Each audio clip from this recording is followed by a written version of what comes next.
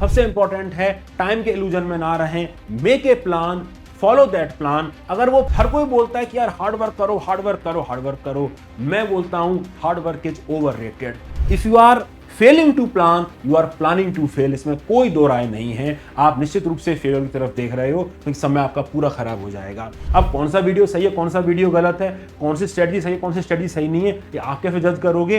अपने लिए गलत कोचिंग का चुनाव शादी में गलत पार्टनर चूज करने जैसा है। क्या विराट कोहली को मजा आता होगा सक्सेस के इतने पीक पर आकर? वो सुबह उठते हैं और जाते हैं नेट प्रैक्टिस करने। कई बार ऐसा होता है कि हम एक ही सब्जेक्ट के मल्टीपल सोर्सेस से कंटेंट उठा लाते हैं, पढ़ेगा कौन? एग्जामिनर आपको इस बात के लिए नंबर नहीं देगा कि आपके नोट्स कितने बन गए हैं, आपको इस बात के नंबर मिलेंगे कि आपने लिखा कितना अच्छा है। बहुत सारे बच्चे ऐसे होते हैं जो प्रीलिम्स में धुरंधर होते हैं, प्रीलिम्स लगातार क्वालिफाई करते हुए चले जाते हैं, बट मेंस क्वालिफाई कई बार वो नहीं कर पाते। उसका सिंपल रीजन होता है, देखिए कोई ऑप्शनल एब्सोल्युटली रॉन्ग नहीं होता है, ये बात पहले सुनिए। हर ऑप्शन से सिलेक्शन होते हैं, बट यहाँ पे रॉन्ग ऑप्शन का मतलब है कि जब हमारा कॉन्विक्शन बहुत स्ट्रांग होता है किसी भी मेंटर में, किसी भी कोचिंग में, तो हम उससे उसका बेस्ट आउटपुट ले पाते हैं। कोई भी मेंटर, कोई भी कोचिंग परफेक्ट नहीं है, लेकिन दोस्तों टाइम की एक खूबसूरत बात यही है कि टाइम का अभाव आपको तब पता चलेगा जब समय निकल जाता है। उम्र भर गालिब ये भूल करता रहा, धूल चेहरे पर थी और आईना साफ करता रहा। दोस्तों ये लाइन्स हमें ये सिखाती हैं कि कई बार हमारी मिस्टेक्स हमारे सामने होती हैं, लेकिन हम देख नहीं पाते और उन पर काम नहीं करते हैं, जिसकी वजह से हमें डिजायर्ड रिजल्ट्स नहीं मिलते। तो आज के इस वीडियो में दोस्तों हम चर्चा करने वाले हैं कॉम्प्रिहेंसिवली उन तमाम मिस्टेक्स की जो बिगिनर्स करते हैं, और ये वो मिस्टेक्स हैं जिसकी वजह से आपके अटेम्प्ट कॉस्ट होते हैं। फिर चाहे वो माइंडसेट की मिस्टेक्स हों, क्योंकि भाई बिना सही माइंडसेट के तो एग्जाम क्लियर हो नहीं सकता, या फिर वो आपके स्ट्रेटजिक रेड फ्लैग्स हों या मॉन्यूमेंटल ब्लंडर्स हों जिनसे आपके साल दर साल खराब होते हैं, और सबसे important non academic blind spots. क्योंकि कई बार हमको ऐसा लगता है कि हमारी एकेडमिक जर्नी के जो वेरिएबल्स हैं वो केवल एकेडमिक होते हैं, ऐसा नहीं होता। नॉन एकेडमिक फैक्टर्स भी आपकी एकेडमिक जर्नी को, आपके यूपीएससी की जर्नी को बहुत इंपैक्ट करते हैं। तो दोस्तों शुरू करते हैं कि वो माइंडसेट ट्रैप्स कौन से हैं। देखिए इस बार यूपीएससी का एक क्वेश्चन आया एथिक्स के पेपर में कि एटीट्यूड की इंपॉर्टेंस के ऊपर, कि attitude is something that decides your attitude. आप जीवन में कितनी ऊंचाई तय करोगे ये आपका माइंडसेट, आपका एटीट्यूड तय करता है। और अनफॉर्चुनेटली कई बार हमको कुछ प्री कंसीव नोशन होते हैं, कुछ प्रेजुडिस होती हैं, जिसकी वजह से हम अपना बेस्ट नहीं दे पाते। उनमें से एक सबसे इंपॉर्टेंट प्रेजुडिस ये होती है कि हमको ऐसा लगता है कि टाइम बहुत है। जो बच्चे अभी तैयारी शुरू कर रहे हैं या अभी रिसेंटली उन्होंने तैयारी शुरू करी है, आपको लगता है कि यार हमको अटेम्प्ट नेक्स्ट ईयर देना है, एक साल कम से कम आपका प्रीलिम्स देने में है, फिर प्रिपरेशन की साइकिल भी एक साल की है, तो 2 साल मोटा मोटा टाइम आपको लगता है कि यार टाइम तो हमारे पास बहुत है। दोस्तों टाइम की एक खूबसूरत बात यही है कि टाइम का अभाव आपको तब पता चलेगा जब समय निकल जाता है। इसलिए हमको इंपॉर्टेंट यह है कि हम समय की इंपॉर्टेंस को पहचानें। टाइम कभी भी काफी नहीं है अगर आप उसको सही से यूज ना करें। तो इसके लिए आपको क्या करना चाहिए? प्लान करना चाहिए। क्योंकि देखिए अगर आप प्लान नहीं करेंगे तो आपको पता नहीं चलेगा कि आपके मंथ कहां चले गए, आपके दिन कहां चले गए। देखिए अभी आप तैयारी शुरू कर रहे हैं, आपको पता होना चाहिए अगले 3 महीनों में आप कौन सा सब्जेक्ट खत्म करने वाले हैं, उसके अगले 3 महीनों की आपकी जो स्ट्रेटजी है वो क्या रहने वाली है, और तभी तो उसके रिलेटिव में आप मेजर करोगे कि आपकी प्रोग्रेस हो रही है कि नहीं हो रही है। नहीं तो होगा क्या, दिन बाय दिन, week by week, month by month आपका समय निकलता हुआ चला जाएगा और आपको पता भी नहीं चलेगा कि मेरा समय गया क्या, क्योंकि आपको मेजरमेंट करने के लिए कुछ प्लान ही नहीं है कि यार इस समय मुझे क्या कर लेना चाहिए था। जब मेरे को पता ही नहीं है कि मुझे क्या कर लेना चाहिए था तो पता कैसे चलेगा कि टाइम गया कहां, और टाइम ऐसे ही खत्म हो जाएगा। सबसे इंपॉर्टेंट है टाइम के इल्यूजन में ना रहें, make a plan, follow that plan. अगर वो प्लान आप 70-80% ही पूरा कर रहे हो तो भी बहुत अच्छा है। ये बेहतर है इसके कि मैं कोई प्लान ही ना रखूं। कोई प्लान नहीं रखोगे, if you are failing to plan, you are planning to fail, इसमें कोई दो राय नहीं है। आप निश्चित रूप से फेलियर की तरफ देख रहे हो, क्योंकि समय आपका पूरा खराब हो जाएगा।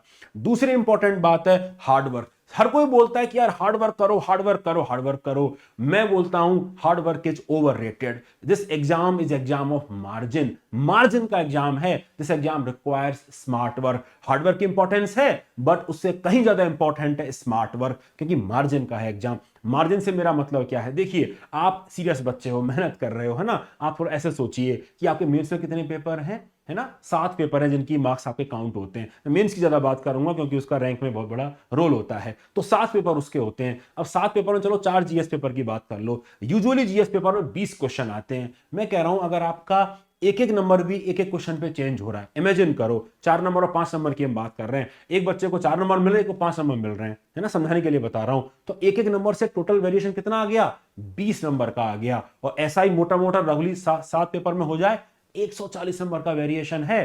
तो ये एग्जाम मार्जिन का एग्जाम है। तो मैं कैसे कह दूं कि यार जो बच्चा एक नंबर कम ला रहा है पर क्वेश्चन, क्या उसने मेहनत नहीं करी? प्रॉब्ली मेहनत करी होगी, स्मार्ट तरीके से नहीं करी होगी, अपनी मिस्टेक्स पे काम नहीं किया होगा, या कुछ स्ट्रेटजिक एरर कर रहे होंगे। इसलिए इंपॉर्टेंट है कि हार्डवर्क बिल्कुल करना है। जो मेहनती बच्चे हैं, जिनको लगता है कि यार मैं बहुत मेहनत करूंगा, मैं सोशल मीडिया भी नहीं देख रहा हूं, मैंने कोई रिलेशनशिप में भी नहीं हूं, मैं कुछ भी नहीं हूं, और मैं तो बस अब एग्जाम क्लियर कर दूंगा, भाई ये सब ठीक है, आप कर रहे हैं, फोकस आपका बना हुआ है, पर ये भी देख लो कि सही रास्ते पे चल रहे हो कि नहीं चल रहे हो। ये भी उतना इंपॉर्टेंट है। हार्डवर्क एक मिथ है, हार्डवर्क के संग हमको स्मार्ट वर्क करना चाहिए, हार्डवर्क गाइडेड होना चाहिए, ये बहुत इंपॉर्टेंट है। फिर मोटिवेशन। कई बार हमको ना जब तैयारी शुरू करते हैं बहुत मोटिवेटेड होते हैं कि यार हमको आईएएस बनना है, बहुत तरह की रील आपके फीड में आ रही होंगी, आईएएस बनेंगे, कलेक्टर बनेंगे, एसपी बनेंगे। लेकिन जब बात आती है मेहनत करने की तो कई बार लगता है 4 दिन तो पढ़ेंगे इस मोटिवेशन में, फिर 5वें दिन यार ठीक है थोड़ा कम पढ़ लेते हैं, 4 दिन पढ़ भी तो लिया मैं। और ये सोच सोच के हम मोटिवेशन पर ज्यादा रिलाई करते हैं। देखिए मोटिवेशन ना कभी भी सालों साल, दिन बाय दिन, मंथ बाय मंथ एक जैसा नहीं हो सकता। क्या विराट कोहली को मजा आता होगा सक्सेस के इतने पीक पर आकर? वो सुबह उठते हैं और जाते हैं नेट प्रैक्टिस करने। कोई भी आदमी जो सक्सेसफुल हुआ है उसको कोई ऐसा मजा नहीं आने वाला है कि वो एक ही काम को बार बार करे। वो इसी बोरिंग काम में अपनी सक्सेस ढूंढते हैं। इसलिए इंपॉर्टेंट ये है कि हम डिसिप्लिन पर ज्यादा रिलाई करें मोटिवेशन की बजाय, क्योंकि मोटिवेशन आता जाता रहे। किसी दिन आपका मन करेगा 10 घंटे पढ़ लूं, 12 घंटे पढ़ लूं, दुनिया हिला दूं पूरा, और कई बार लगेगा यार पढ़ाई नहीं हो रही है, देवदास बन जाओगे आप। तो मेरा आपसे ये मानना है कि ये बहुत इंपॉर्टेंट है कि हम कंसिस्टेंट रहें, हम डिसिप्लिन फॉलो करें। Motivation again is overrated, discipline is the real thing. Boring things brings result, do things which are boring, है ना, कंसिस्टेंट तरीके से हमको करना है और रिजल्ट लेके आना है। ये बहुत इंपॉर्टेंट है। फिर मैं बात करूंगा कुछ स्ट्रेटजिक रेड फ्लैग्स की। स्ट्रेटजिक मतलब हमने जब स्ट्रेटजी बनाई तैयारी करने की तो हमने उन्हीं में कुछ मिस्टेक्स कर दी। कौन कौन से वो स्ट्रेटजिक रेड फ्लैग्स हैं, आइए उनको देखते हैं। हम बनना चाहते हैं कलेक्टर, लेकिन कई बार हम कंटेंट कलेक्टर बन के रह जाते हैं। कंटेंट कलेक्टर का मतलब भैया नोट्स इकट्ठा करने वाले बन जाते हैं। यार इस टीचर के ये वाले नोट्स ले लिए, वो वाले नोट्स ले लिए, और कई बार ऐसा होता है कि हम एक ही सब्जेक्ट के मल्टीपल सोर्सेस से कंटेंट उठा लाते हैं। पढ़ेगा कौन? कंटेंट तो इकट्ठा कर लिया। एग्जाम कंटेंट कलेक्शन से नहीं बनता है भाई, नॉलेज एप्लीकेशन से बनता है। बात आपको समझ में आ रही है? तो इसलिए इंपॉर्टेंट है कि हम कंटेंट कलेक्टर ना बने, हम रिसर्च करें कंटेंट शुरू करने से पहले। बिल्कुल थोरो रिसर्च करना चाहिए, लेकिन उसके बाद कोई एक ढंग का सोर्स पकड़ के उसको बार बार पढ़िए। इस सिंड्रोम में नहीं फंसना है कि बहुत ज्यादा नोट्स हमारे पास इकट्ठा हो रही है। एग्जामिनर आपको इस बात के लिए नंबर नहीं देगा कि आपके नोट्स कितने बन गए हैं, आपको इस बात के नंबर मिलेंगे कि आपने लिखा कितना अच्छा है। तो notes is not the barometer, है ना। हमारा इंपॉर्टेंट है कि हम नोट्स को रिवाइज कितना करते हैं। और यहीं पे आती है आपकी दूसरी स्ट्रेटजिक एरर जो आप करते हैं, हम रिवाइज नहीं करते। क्योंकि भाई देखिए नया चीज पढ़ने में मजा बहुत आता है, लेकिन मजे के लिए क्या करते हैं, अब कल जो पढ़ा आज हम उसको रिवाइज नहीं करेंगे, आज हम और नया पढ़ेंगे, परसों हम और नया पढ़ेंगे, और ऐसे नया पढ़ते हुए चले जाएंगे।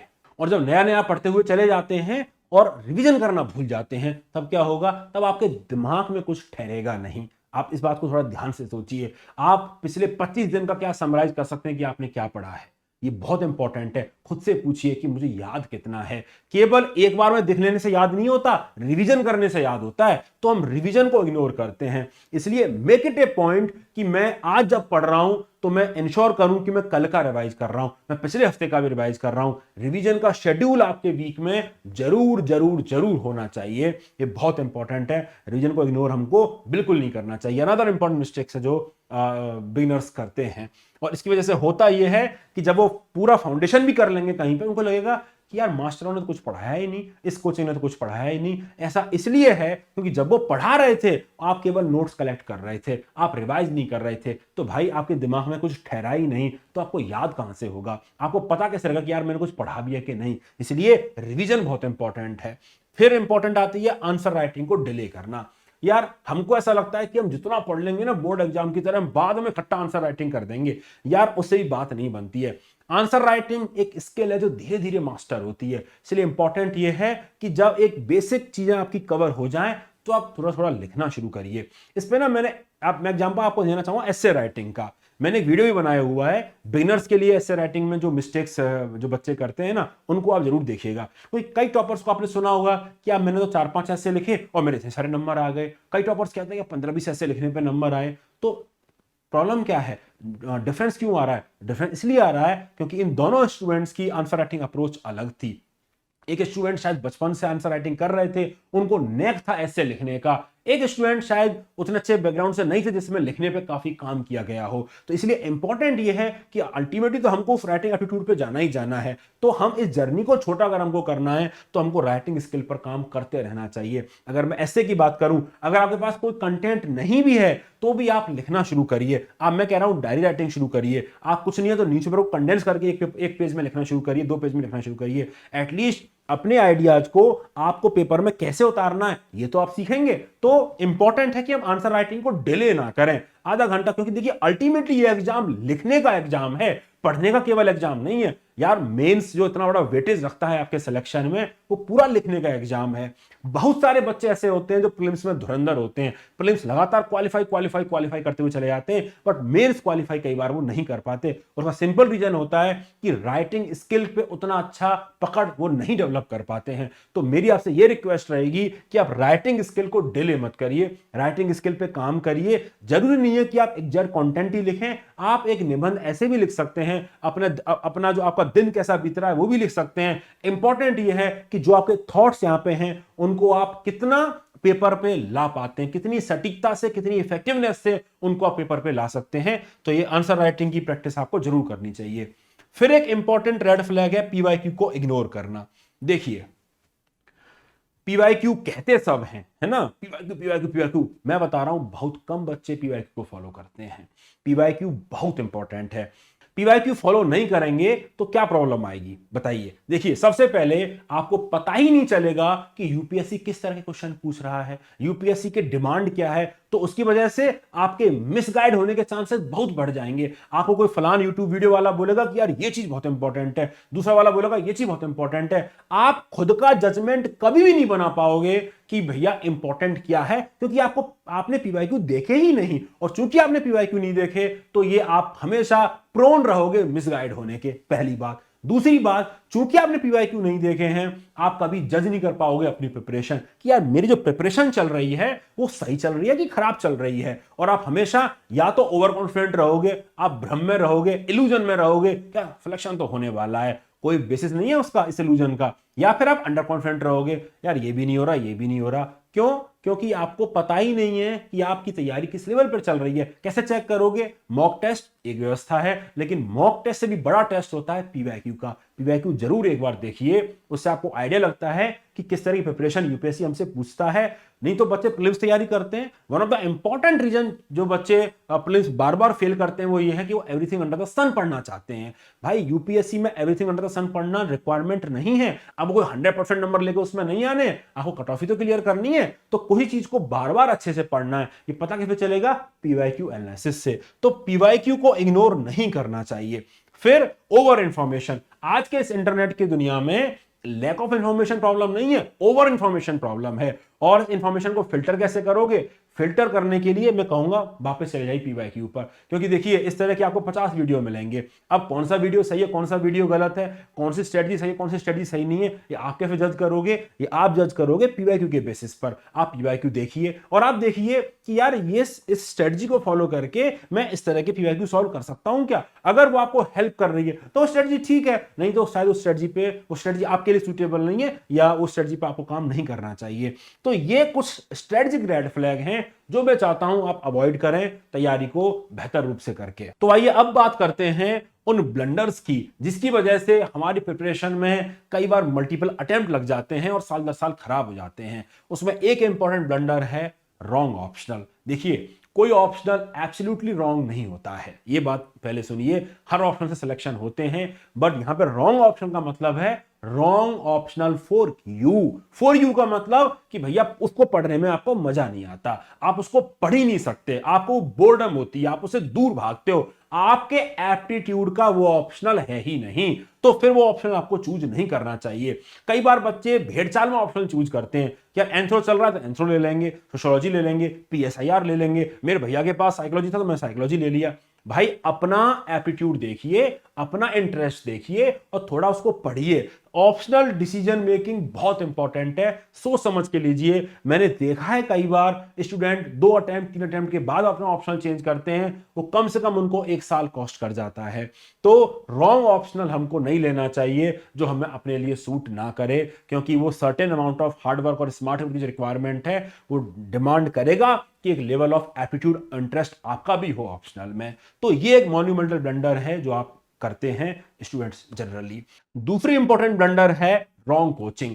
अपने लिए गलत कोचिंग का चुनाव शादी में गलत पार्टनर चूज करने जैसा है। दोनों ही केसेस में समय और पैसा दोनों खराब होते हैं, और यूपीएससी के केस में तो आपके अटेम्प्ट भी खराब होंगे। इसलिए कोचिंग या अपना मेंटर चूज करने से पहले थोड़ा जांच पड़ताल जरूर कर लीजिए। क्रेडिबिलिटी क्या है, रिजल्ट क्या है, पेडागोजी क्या है, आपको वो कितना सूट करेगी नहीं करेगी, ये थोड़ा डिसीजन मेकिंग करने से पहले थोड़ा सा जांच पड़ताल कर लेनी चाहिए। केवल मार्केटिंग गिमिक के बेसिस पर एडमिशन किसी भी कोचिंग में आपको नहीं लेना चाहिए, ये बहुत इंपॉर्टेंट है। देखिए इसलिए भी इंपॉर्टेंट है कि एक बार जब जांच पड़ताल आप कर लेंगे ना, तो आपको अपने मेंटर में भरोसा भी आएगा। देखिए आप महाभारत की बात करिए, आप एकलव्य की बात करिए। अब एकलव्य ने तो गुरु द्रोणाचार्य की मूर्ति बना के जो अपनी शिक्षा थी उसको अर्जित किया था, उन्होंने तो डायरेक्टली उनको पढ़ाया भी नहीं था। कहने का मतलब यह है कि जब हमारा कॉन्विक्शन बहुत स्ट्रांग होता है किसी भी मेंटर में, किसी भी कोचिंग में, तो हम उससे उसका बेस्ट आउटपुट ले पाते हैं। कोई भी मेंटर, कोई भी कोचिंग परफेक्ट नहीं है,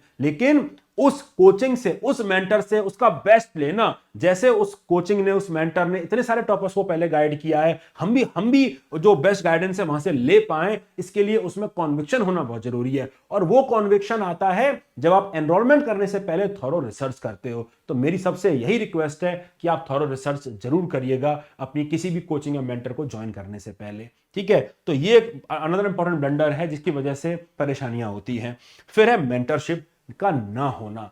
देखिए जब ऑल इंडिया रैंक 1 आई, तो जब मेरे एक स्टूडेंट थे ना आशीष श्रीवास्तव, जब उनका ऑल इंडिया रैंक 1 आया तो मेरी बहन ने मेरे को पूछा कि यार भैया अब तो तेरा रैंक 1 भी आ गया स्टूडेंट, तो तेरा क्यों नहीं हुआ, तुझे ऐसा क्या लगता है कि तेरा नहीं हुआ। यार मेरे को अगर आप पूछो एक फैक्टर जो मुझे बताना हो, वो होगा कि मैंने उनको जो जवाब दिया वो आपको बताता हूं। मैंने मेरी बहन को बोला कि यार सुमन मुझे ना मैं नहीं मिला। मतलब कहने का मतलब ये है कि जब मैं तैयारी कर रहा था तो मुझे लगता है कि there are certain pattern of mistakes that I committed, उस पर शायद सेपरेट वीडियो बनाऊंगा, मैं आपको बताऊंगा कभी, और वो मेंटरशिप के अभाव में थी। मतलब मुझे लगता है कि यार मेरे साथ कोई बंदा होता जो पकड़ के बता देता कि ये वाली मिस्टेक मत कर, तो हो जाता, काफी चांसेस थे कि हो जाता, फाइनल सिलेक्शन हो जाता। तो point I am making is कि मेंटरशिप बहुत इंपॉर्टेंट है। मैं किसी कोचिंग को यहां प्रमोट नहीं कर रहा हूं, मैं ये नहीं कह रहा हूं कि आप कोचिंग ज्वाइन करो, मैं ये नहीं कह रहा, मैं बस ये कह रहा हूं कि आप कोई मेंटर अपने लिए जरूर रखें। वो आपके बड़े भैया हो सकते हैं, आपके दोस्त हो सकते हैं, हो सकता है कि एग्जाम में फेल हो गए हो, लेकिन अगर आपके वेल विशर हैं तो आपको बताएंगे कि यार ये वाली मिस्टेक मत करना, ये मैंने करी। कहने का मतलब है कोई एक पर्सन हमारी लाइफ में सारथी की तरह जरूर होना चाहिए जो हमको बता सके कि हमें इस रास्ते पर जाना है। मैंने आपको पहले ही बताया था this exam is exam of margins, तो मार्जिन्स पे प्ले होता है, तो हम कुछ ऐसी ब्लंडर्स अफोर्ड नहीं कर सकते अपनी प्रिपरेशन में, इस पे भी हमको ध्यान देना है। और फिर हम बात करेंगे नॉन एकेडमिक ब्लाइंड स्पॉट्स की। देखिए हमारी जो एकेडमिक जर्नी है उसको कई सारे नॉन एकेडमिक फैक्टर्स भी इंपैक्ट करते हैं। हमको ऐसा लगता है कि यार नहीं करते हैं और हम पे उतना ध्यान नहीं देते, मैं कहूंगा उस पर भी आप जरूर गौर फरमाइए। सबसे इंपॉर्टेंट है आपका एनवायरनमेंट, संगत है ना, जैसी संगत वैसी रंगत वाली बात होती है ना। अंग्रेजी में भी एक कहावत है, you are the best of the average of the 5 people that you spend most time with. तो कहने का मतलब यह है कि अपनी कंपनी को सही रखना बहुत जरूरी है। दोस्ती, बहुत सारे लोग मैंने देखे लास्ट आई थिंक 2024 के रिजल्ट में ऑल इंडिया रैंक 24 थे रंग मंजू, और रैंक 41 थे सचिन भी, दोनों ही मेरे स्टूडेंट थे, सचिन बीजी, दोनों बहुत गहरे दोस्त थे। ऐसे दोस्ती की जोड़ियां मैं कई बार देख चुका हूं साल दर साल, और मुझे लगता है कि यार ऐसे दोस्त अगर आपकी जर्नी में हैं जो आपको पुश कर रहे हैं, एलिवेट कर रहे हैं आपकी जर्नी को, आपकी कमियों को बता रहे हैं, आपको एक्सीलेंस परस्यू करने के लिए मोटिवेट कर रहे हैं, तो जरूर आपको अच्छे एनवायरमेंट में रहना चाहिए। वहीं ऐसे भी दोस्त होते हैं जो आपको आपकी प्रिपरेशन से दूर लेके जाते हैं। तो कहने का मतलब यह है कि आप देखिए कि किस तरह के दोस्त हैं, किस तरह की संगत है जिसमें आप रह रहे हैं। क्या वो आपको पढ़ाई के लिए मोटिवेट कर रहे हैं, क्या वो आपको आपके जो रास्ता है, पाथ है, उसको और डिफिकल्ट आपके लिए बना रहे हैं। कहने का मतलब यह है कि इस कंपनी पे जरूर आपको गौर फरमा लेना चाहिए। ऐसे दोस्त तो नहीं है तो चाय की थड़ी पे 3-3 घंटे 4-4 घंटे आपको लेके जाके बात कर रहे हो और एक्चुअल पढ़ाई में उतनी मदद आपको नहीं मिल रही हो। कि इस प्रिपरेशन में उन सब डिसीजन मेकिंग का भी कॉस्ट दोस्तों रहने वाला है। इंपॉर्टेंट बहुत है ये आपको समझना कि हम एक अच्छी कंपनी में रहें, अच्छे एनवायरनमेंट में रहें। मैं ये नहीं कह रहा कि ऐसे दोस्त नहीं होने चाहिए, ऐसे दोस्त होने चाहिए, बट आपको समय उनके संग कितना गुजारना है इस पे आपको कॉल लेना चाहिए। Another important thing is mental health. दोस्तों अब बीमार अगर पड़ जाए, बुखार आ जाए, खांसी हो जाए, कुछ हो जाए, है ना, डेंगू हो जाए, तो पूरा पता पड़ता है कि यार पढ़ नहीं पा रहे। मेंटल हेल्थ भी उतनी ही इंपॉर्टेंट है और शायद ज़्यादा इंपॉर्टेंट है फिजिकल हेल्थ से, क्योंकि पूरा खेल यहीं का है। तो इसलिए मैं आपसे कहूँगा, एक थका हुआ मन स्मार्ट डिसीजन नहीं ले सकता। इसलिए इंपॉर्टेंट है कि हम मानसिक रूप से तैयार रहें इस जर्नी में, लड़ाई के लिए। तो मेंटल हेल्थ पे जरूर ध्यान दीजिए। योगा करिए, प्राणायाम करिए, दौड़ने जाइए, जॉगिंग करिए, जिम जाइए, जो अपनी कोई हॉबी परस्यू कर लीजिए थोड़े समय के लिए, कुछ भी करिए। Mentally you should be Sen. आपको ना बहुत अच्छा यहां से फील होना चाहिए। प्लीज इसको इग्नोर मत करिए। और अगर कोई परेशानी है तो प्रोफेशनल हेल्प सीख जरूर करिए। और सबसे इंपॉर्टेंट बात, ये मेरी सबसे रिक्वेस्ट रहती है कि अलोन मत पढ़िए, अकेलेपन में मत जिए। कई बच्चों को ऐसा लगता है कि तैयारी अगर मैं करूंगा तो अकेलेपन में करूंगा तो सबसे अच्छा फायदा है। यार ऐसा नहीं होता है ना। Man is a social animal. तो इंपॉर्टेंट ये है कि हम मेंटल हेल्थ को इग्नोर ना करें। कुछ क्लोज ग्रुप ऑफ पीपुल हम अपने साथ रखें। कुछ बच्चे सोच रहे होंगे कि यहाँ पे मैं बात कर रहा हूँ कि मैंने खराब एनवायरनमेंट की बात करी और यहाँ पे मैं बोल रहा हूँ कि अलोन नहीं रहना है। दोनों में अंतर यह है दोस्तों, यहां पे मैं कह रहा हूं कि एकदम अकेले में नहीं रहना है कि मैं ना परिवार से बात कर रहा हूं ना दोस्त से बात कर रहा हूं, अकेला घुस जा रहा हूं, उस केस में कमरे में बंद रहता हूं। उसमें परेशानी ये हो जाती है कि हम I would say mental health को खराब करने के ज्यादा करीब आ जाते हैं। यहां पे मैं बात कर रहा हूं खराब संगत, दोस्ती की। यहां पे आपके संग आपके पेरेंट्स हो सकते हैं, आपके ब्रदर हो सकते हैं, सिस्टर्स हो सकती हैं, या ऐसे दोस्त हो सकते हैं जिनसे आप कभी कभार बात कर रहे हो। यहां पे वो दोस्त नहीं होने चाहिए जो टाइम ज्यादा खराब करते हैं। दोनों में ये डिफरेंस है दो एडवाइस में। और inconsistency, third important thing is, देखिए सबसे इंपॉर्टेंट बात है यूपीएससी की प्रिपरेशन में कंसिस्टेंसी की, डिसिप्लिन की। तो इस पे भी हमको काम करना चाहिए। ऐसा नहीं होता कि यार 2 दिन 10-10 घंटे पढ़ लिया फिर 4 दिन नहीं पढ़ा, कोई फायदा नहीं है। जिम जब जाते हो तो यार मल्टीपल डे लगातार प्रैक्टिस करोगे, वो ज्यादा फायदा करेगी कि एक ही दिन में बहुत सारे जो 1000 डंबल है उनको कर लूं, उससे मेरी बॉडी बन जाएगी। ऐसा तो नहीं होता ना। डॉक्टर के पास जाते हो, पैरासीटामोल वो आपको देता है, 3 पैरासीटामोल 3 दिन के लिए बोलता है, एक ही दिन में खा लूं 9 पैरासीटामोलों को, इससे रिजल्ट थोड़ा ना आएगा। तो सिंपल बात है, कंसिस्टेंसी बहुत इंपॉर्टेंट है। कंसिस्टेंसी पे जरूर काम करिए और 7 घंटे 8 घंटे 9 घंटे जो भी आप कंसिस्टेंट पढ़ पाए वो बहुत इंपॉर्टेंट है। कंसिस्टेंसी बहुत इंपॉर्टेंट है। हो सके तो डायरी राइटिंग करिए, उससे आपको मदद मिलेगी कंसिस्टेंट रहने पे। तो दोस्तों उम्मीद करता हूं कि आपको सारी मिस्टेक्स कॉम्प्रिहेंसिवली समझ में आई होंगी कि यार ये वाली जो मिस्टेक्स हैं आप प्लीज मत करिएगा। इनसे अटेम्प्ट कॉस्ट होता है, समय कॉस्ट होता है और बहुत परेशानी होती है। अगर आपको इसके अलावा किसी और मुद्दे पर चर्चा करनी हो तो कमेंट सेक्शन में जरूर बताइएगा। मिलते हैं अगले वीडियो में जल्दी ही, तब तक के लिए बाय बाय, टेक केयर।